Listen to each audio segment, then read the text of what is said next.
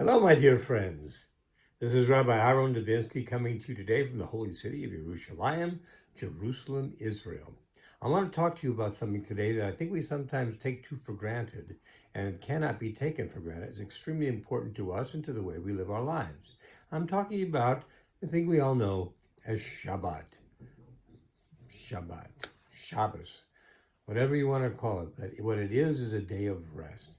Now, let's go back in time to when Hashem created the universe. He created all the things. He created the heavens, the earth, the seas, animals, birds, fish, people, etc., etc. And the day after he finished creating man, he rested from his work because he was exhausted. I'm sorry, I can hardly say that with a straight face. He was exhausted. The creator of the universe, who just got done creating an entire universe, this is what he could do, but he's exhausted today. That wasn't for him. It was to set an example. It was a template. It is for us, and for us throughout all of our lives, a day of rest. And many people would say to you, it's really funny, Rabbi, because, for me, at the end of Shabbos, I'm exhausted. I feel like I've been working for the last day and a half. Well, the fact is, actually you have. You just haven't been doing mundane work. That's what the rest is from mundane work. This is work that you do every day. Going to work, playing with papers, being on the phone, working on the computer. How could Hashem have even seen the possibility that we would need a day like this? And we do. Most people you talk to will tell you, how did we ever get along? How would we ever get along without Shabbat? Because the fact is, Shabbat is a day of rest. We don't get to have phones. We don't get to have computers. We don't get to have the TV or the radio or anything else. We actually have every excuse taken away from us, which gives us the reason to spend time in the way that is most important. First of all, being with the people that we care about and spending quality time with them, not being distracted with other things. It's not just for the people, that is also, it gives us the ability to spend time in learning so we can become more versed in the life that we're supposed to live and be able to live it better. Because of all these things, this is what we have to deal with every Shabbos. It's important we have this. As a matter of fact, it says in the Amidah on Saturday morning, it says that it was only given to the children of Israel. It wasn't given to the other nations of the world. So should they not have Shabbos? Should they just go ahead and do whatever they want? Well, the fact is they can go ahead and do whatever they want, but understand where we are headed in the long term. The long term is a life where everybody recognizes Hashem for who he is, and everybody lives the laws they're supposed to live, and we bring people in. That's important to remember because that's a part of our growth process, and we need to take other people with us. We can't just go alone. If you go through this life and you never touch another life, it's been a waste. You need to be able to look back and say, I maybe didn't do all that I could have done, but I did all that I tried to do. I tried to make it a better world. I tried to make it so that people were better versed in their life that they're supposed to live, and I can help them to live that life if I work at it a little bit more. We don't do that sometimes, and the reason we don't do that sometimes is we are very, I hate to say egocentric, but we do have a life that centers around us, and what do? It centers around us. That's why Hachnas Orchim is a big thing, having guests over, particularly for Shabbat, particularly for Chagim, because it shows that we're not concerned just about us, we're concerned about other people and bringing happiness into their lives as well.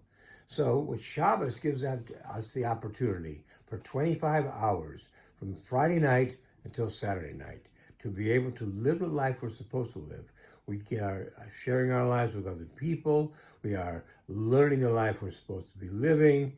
We are just learning in general. We're supposed to be doing things that are different on that day. Can you play games? Sure, you can play games. You want to play chess with your friends? Play chess. Play checkers. Play any game you want to play. Just don't gamble for money. but you can play games.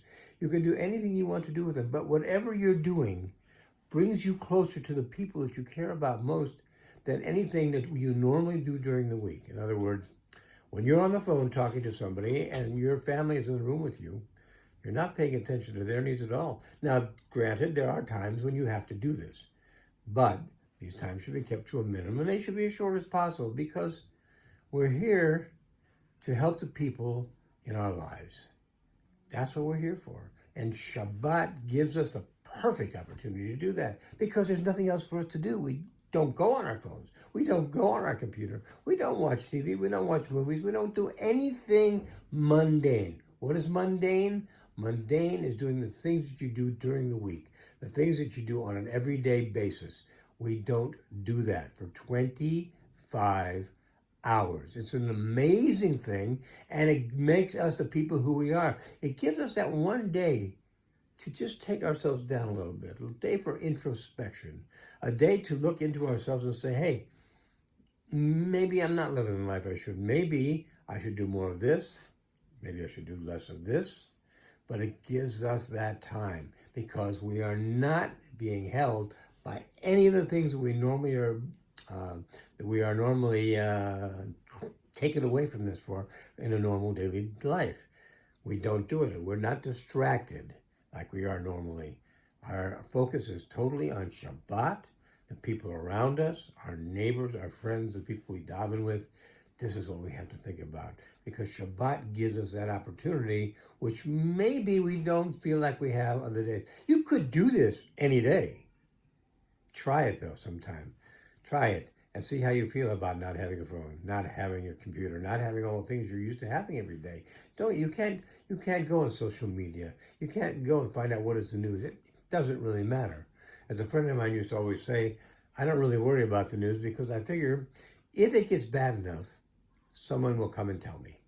And he's right. Someone will come and tell you, or you'll know, or there'll be nothing you can do about it anyway. In any of these cases, you are still complete.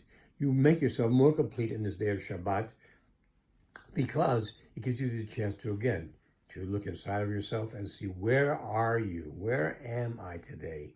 Where am I compared to where I believe I really should be? And why am I not there yet? What do I need to do when Shabbat is over, particularly to bring myself to the place where I'm supposed to be? What can I do on Shabbat to help bring me to there? The only answer on Shabbat is the things that you'll learn. So think about, what am I missing? What am I not getting? Maybe I don't get Shabbat enough. Maybe I should read about Shabbat. There are some exceptional books on Shabbat. Read them, learn from them, and they'll tell you the reasons why we do some of the things that we do. Why are we locked into this type of a lifestyle for this 25 hours a week? That's what we need to do. We start looking at that. Or we say maybe, no, I'm really good on Shabbat. Shabbat is good. But you know what? On kashrus, on being kosher, I have some problems.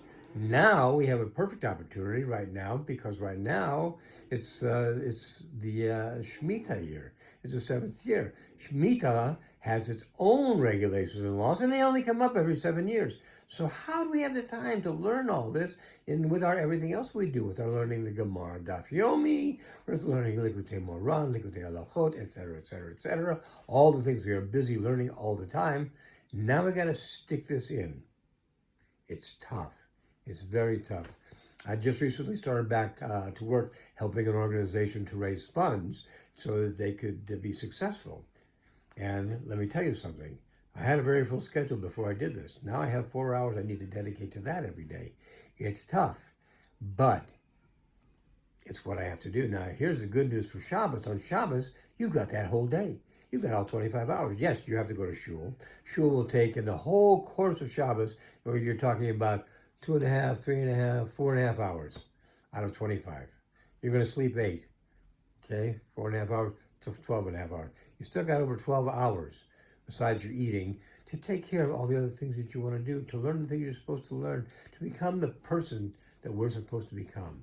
Shabbat is not to be taken lightly. It's not to be taken for granted. It's extremely important. It was given to us as a gift from our Creator, And let's treat it that way. Let's treat it as a gift. And let's do what we're supposed to do. Make ourselves better and make our relationships with those around us closer. You be well, my friends. Have a great Shabbos. God bless you all. All the best. Bye-bye.